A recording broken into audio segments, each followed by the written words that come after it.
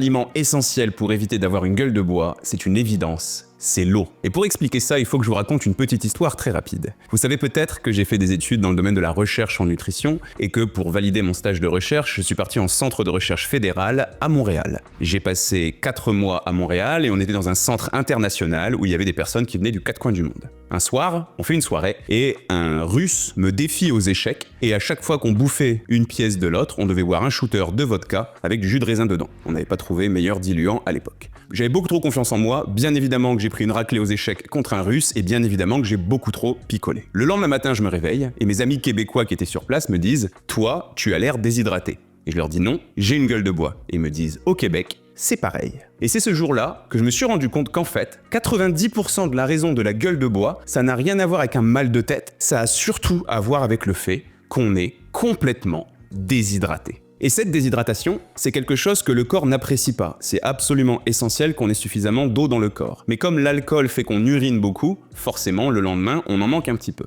Mais de quels moyens le corps dispose-t-il pour nous faire passer un message? Le premier, c'est une bouche sèche, bien sûr, mais le second, un peu plus tard, c'est la douleur. Et c'est pour ça qu'on a mal au crâne. C'est un message que notre corps nous envoie pour nous faire comprendre qu'il y a quelque chose qui ne va pas. Donc, en prévention, par contre, essayez toujours de boire de l'eau quand vous faites une soirée un petit peu trop arrosée.